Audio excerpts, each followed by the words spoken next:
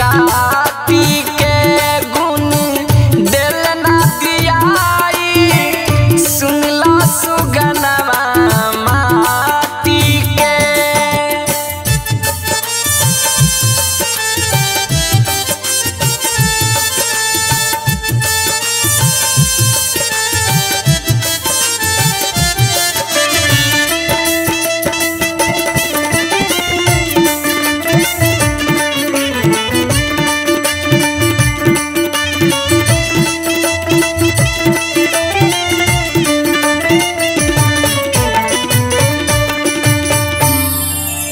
चार कहारी यार से तोहरा कान पले ले जाई हो गंगा तीर संगवा जाई पट पटी तार भाई हो।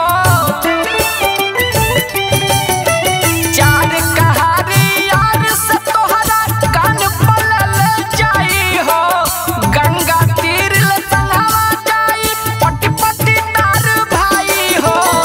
तोहरे तन से जन्म लइका तोहरे तन से जन्म लइका मुँह में आग लगाई हो बहरा फेंकाई बाड़ा गोरीले जे खाती के गुण दिल ना दियाई सुन लो सुगनवा माटी के।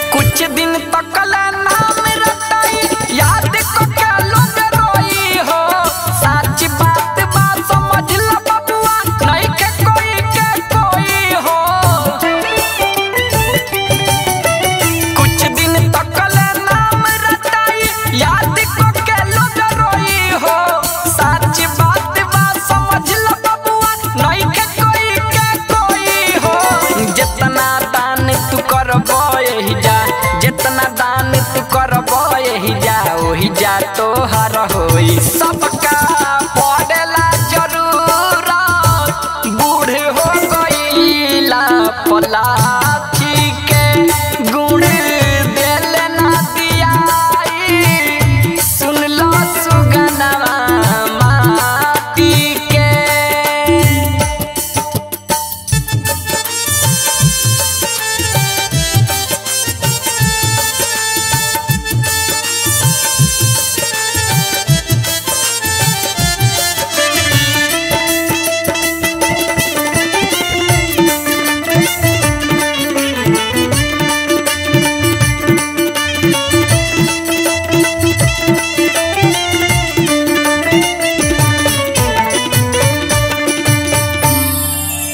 राजा सुभाष जी सच कहेले एक जन झूठ लइहा हो कवन गरीब के कहियो भैया मन से जानी सतइहा हो।